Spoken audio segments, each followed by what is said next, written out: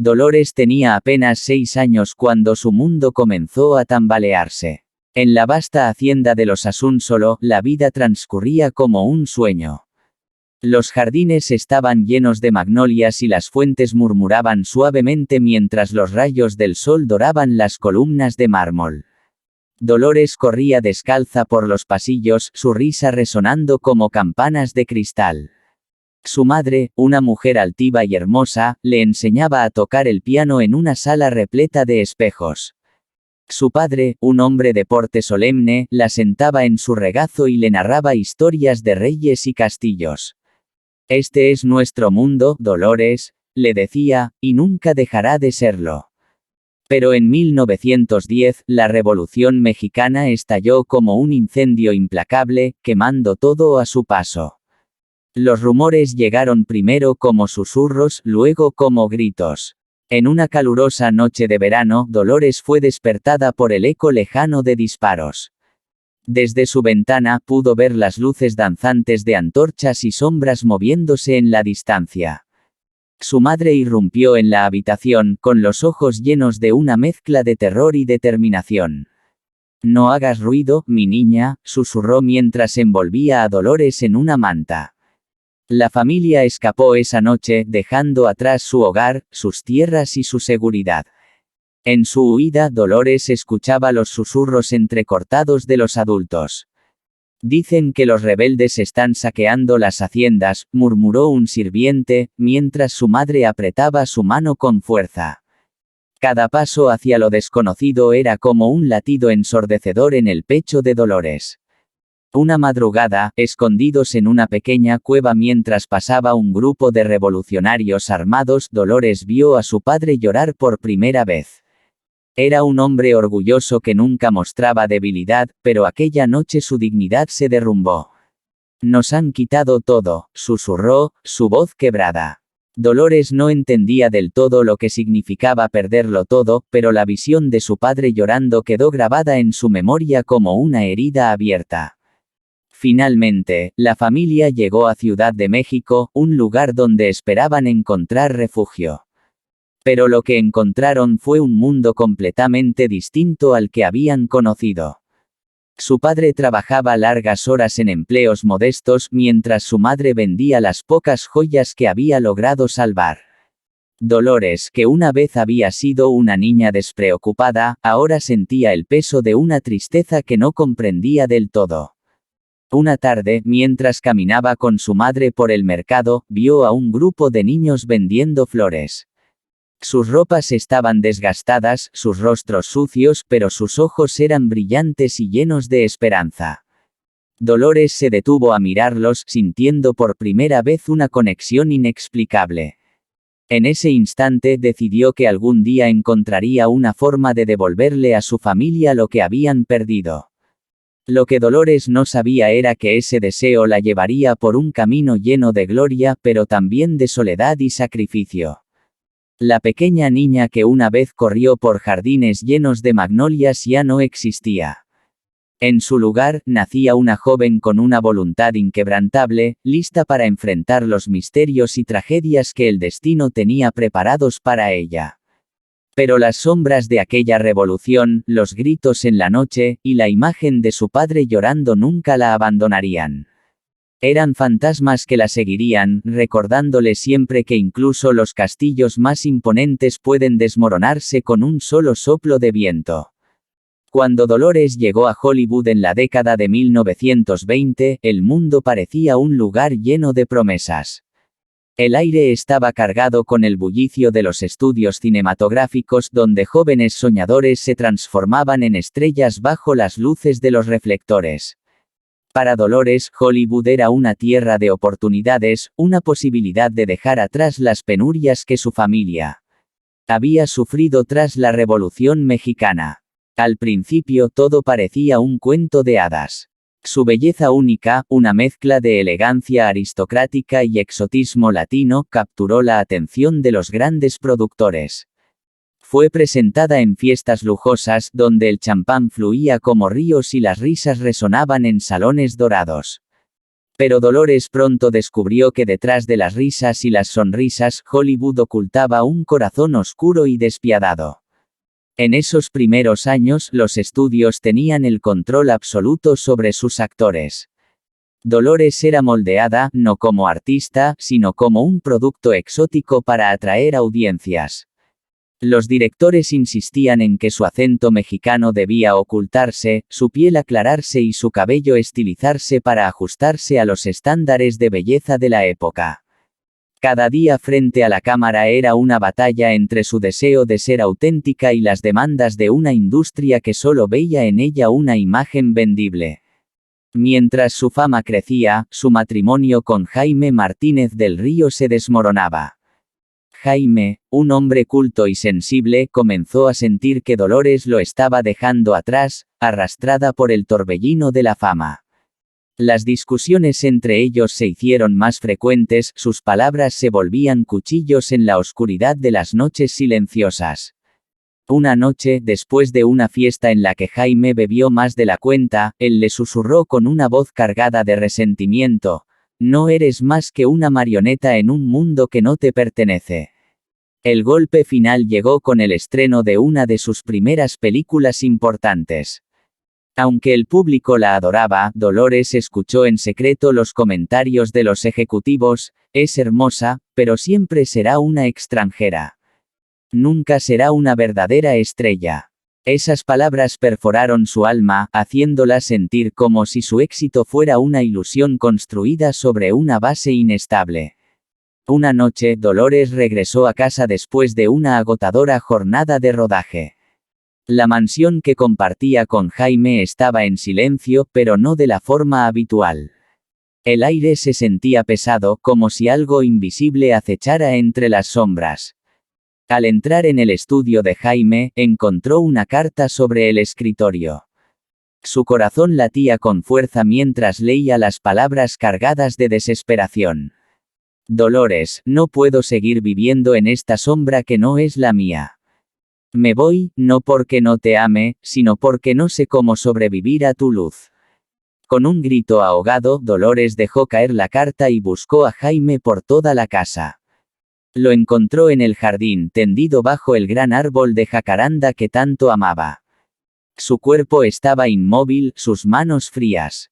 Jaime había tomado la decisión final, dejando tras de sí un vacío que Dolores nunca pudo llenar. La muerte de Jaime marcó un punto de inflexión en su vida. Se vio consumida por la culpa, preguntándose si su ambición había cobrado un precio demasiado alto. Durante meses, las noches fueron interminables, llenas de pesadillas en las que los rostros de Jaime y los ejecutivos de Hollywood se entremezclaban, recordándole constantemente su fragilidad. Sin embargo, en lugar de rendirse, Dolores decidió levantarse. En el fondo de su tristeza, encontró una determinación feroz de demostrar que podía ser algo más que un objeto exótico para los estudios. Pero con cada paso que daba hacia la cima, las sombras de su pasado la seguían, recordándole que incluso en el brillo de Hollywood, la oscuridad siempre estaba al acecho. El camino de Dolores en Hollywood fue una mezcla de triunfo y tragedia, de luces deslumbrantes y sombras aterradoras. Era como si cada éxito la empujara más cerca de un precipicio invisible, donde el glamour no podía ocultar la soledad ni los secretos que seguían atormentándola. Y aunque Dolores se convirtió en una estrella, siempre sintió que pagaba un precio demasiado alto por su lugar en el firmamento. Dolores del Río regresó a México con el corazón roto y las esperanzas desgastadas. Había dejado atrás Hollywood, un mundo que la había consumido y moldeado como una figura perfecta, pero vacía. Aunque en los Estados Unidos había sido una estrella, regresó a su país con una mezcla de incertidumbre y nostalgia, preguntándose si aún quedaba un lugar para ella en el cine. El México al que volvió estaba floreciendo culturalmente. La época de oro del cine mexicano estaba en su apogeo, y figuras como Emilio, el Indio, Fernández y Gabriel Figueroa la invitaron a unirse a este renacimiento artístico. Fue en este contexto donde Dolores encontró un nuevo propósito. En 1943 protagonizó María Candelaria, un filme que la consagraría como una de las actrices más importantes de la cinematografía mexicana. En el set de María Candelaria, Dolores descubrió algo que nunca había sentido en Hollywood, una conexión profunda con su tierra y su gente. La película narraba la historia de una indígena oprimida y trágica, un personaje que, de alguna manera, reflejaba sus propios sentimientos de vulnerabilidad y lucha. Mientras rodaba las escenas en los paisajes exuberantes de Xochimilco, sintió que estaba dejando atrás a la mujer moldeada por Hollywood y renaciendo como una actriz auténtica, capaz de transmitir las emociones más profundas. Pero detrás del éxito público, Dolores seguía enfrentando un vacío personal. Su relación con Orson Welles, iniciada en los últimos años en Hollywood, la siguió hasta México. Orson, un hombre brillante pero atormentado, la visitaba entre rodajes trayendo consigo el caos de su propia vida. Su amor era como un torbellino, apasionado, pero destructivo. Dolores, que deseaba estabilidad y ternura, se encontraba atrapada en el magnetismo de un hombre que no podía ofrecerle más que momentos fugaces de felicidad. Una noche, mientras caminaban por los canales de Xochimilco después de una fiesta, Dolores le confesó su miedo más profundo. Orson, temo que siempre seré una extraña, incluso en mi propia vida. Como si todo lo que he construido pudiera desaparecer de un momento a otro.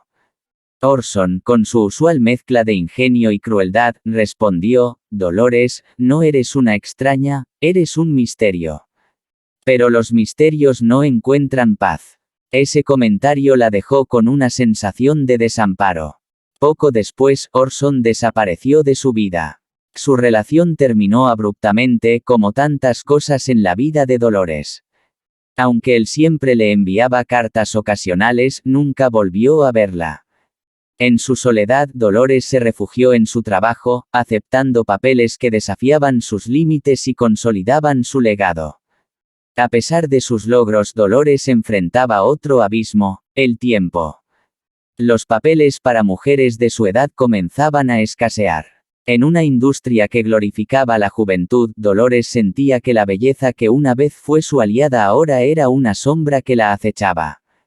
Cada vez que se miraba en el espejo, veía las líneas de los años marcadas en su rostro y se preguntaba cuánto tiempo más podría permanecer bajo las luces de la fama. Fue en este periodo cuando Dolores se dedicó al teatro, encontrando en el escenario una libertad que el cine nunca le dio. En el teatro no había filtros ni ediciones, solo ella, su voz y las emociones que podía transmitir. Sin embargo, incluso en las tablas, la soledad seguía persiguiéndola.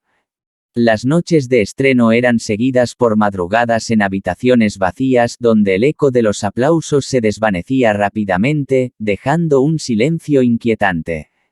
Dolores era una mujer atrapada entre el renacer y el abismo.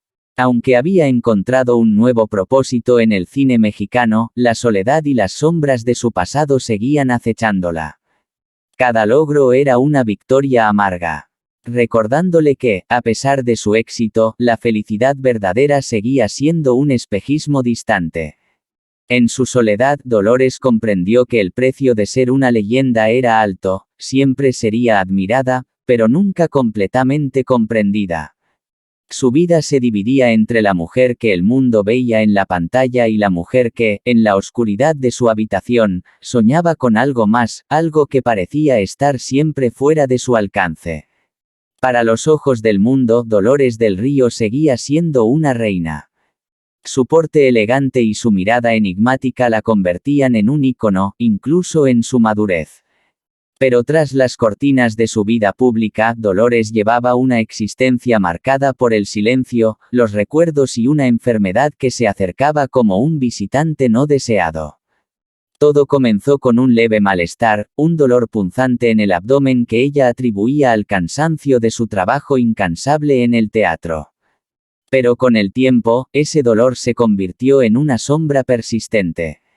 En secreto, visitó a un médico que, tras múltiples exámenes, le dio la noticia que cambiaría su vida para siempre: cáncer hepático. El diagnóstico cayó sobre ella como un golpe frío e implacable. Dolores no lloró frente al médico, simplemente asintió, agradeció su honestidad y se marchó. Pero al llegar a casa, en la soledad de su habitación, dejó caer el espejo que sostenía y lloró como nunca antes lo había hecho. La enfermedad fue su secreto mejor guardado. No quería que el mundo la viera débil ni que su legado se asociara con la decadencia. Continuó apareciendo en eventos, impecable como siempre, luciendo vestidos de seda y joyas que brillaban bajo las luces. Pero quienes la conocían bien notaron algo en su mirada, una melancolía que parecía más profunda con cada día que pasaba. Dolores decidió pasar sus últimos años en una casa frente al mar en Newport Beach, California. Desde su terraza podía ver las olas rompiendo contra las rocas, un espectáculo que la hipnotizaba y que, de alguna manera, le recordaba las turbulencias de su propia vida. Allí comenzó a escribir cartas, muchas de ellas dirigidas a personas que habían marcado su historia. Escribió a Orson Welles, aunque sabía que nunca recibiría respuesta. Le confesó sus miedos, su amor no resuelto, y su pesar por todo lo que no pudieron ser. También escribió a viejos amigos y colegas, agradeciéndoles por los momentos compartidos. Sin embargo, muchas de estas cartas nunca fueron enviadas. Permanecieron en un cajón cerrado como un testamento de sus emociones más íntimas. Una noche, mientras las olas rugían con fuerza bajo una tormenta, Dolores se sentó frente al fuego de su chimenea. En su regazo descansaba un álbum de fotos. Cada página era un capítulo de su vida, sus primeros días en Hollywood, sus años dorados en el cine mexicano, las fiestas, los amores, las pérdidas. Pero al pasar las páginas, sintió que las imágenes parecían desvanecerse como si fueran fantasmas atrapados en un papel. En esos días finales comenzaron a circular rumores sobre su salud. Algunos amigos cercanos insistieron en visitarla, pero Dolores, siempre orgullosa, rechazó la mayoría de las invitaciones. Solo permitía que unos pocos cruzaran el umbral de su hogar. Entre ellos estaba Emilio, el indio, Fernández, quien la visitó una tarde de verano. Ambos se sentaron en la terraza, mirando el océano en silencio. Finalmente, Emilio le preguntó, «Dolores, ¿tienes miedo?» Ella lo miró con una sonrisa tenue y respondió, «No le tengo miedo a la muerte, Emilio. Le tengo miedo al olvido. ¿Qué sentido tiene haber vivido si al final todo desaparece como las olas en la arena?» Sus últimos días estuvieron llenos de un extraño equilibrio entre paz y tormento. Dolores sabía que el final estaba cerca, pero también sabía que su vida había sido un mosaico de gloria, dolor, amor y pérdida. En la madrugada del 11 de abril de 1983, mientras la casa estaba sumida en un silencio absoluto, Dolores exhaló su último aliento. Su fallecimiento fue anunciado al mundo con grandes titulares, pero nadie sabía realmente cómo había sido su última noche. En su mesita de noche, encontraron un cuaderno con una frase escrita en tinta apenas visible. «Viví como una estrella, pero morí como una mujer que amó demasiado a los sueños». Tras su muerte comenzaron a surgir historias sobre su vida privada. Algunos afirmaban que las cartas nunca enviadas contenían secretos que podrían cambiar la percepción de su legado. Otros decían que su muerte estuvo rodeada de un aire de misterio, que en sus últimos días había hablado de figuras que solo ella podía ver, rostros que emergían del pasado para visitarla en sus sueños.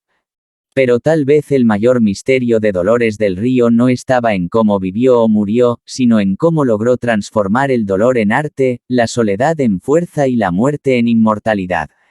En su último acto, dejó al mundo no solo su legado artístico, sino también la intriga de una vida que siempre será recordada como un enigma de luz y sombras. Hasta aquí el video de hoy. Si te gustan este tipo de videos te invito a que te suscribas y actives la campana de notificaciones para que seas la primera persona que se entere cuando esté subiendo un nuevo video. Esto es, Historias y Traiciones, nos vemos en un próximo video.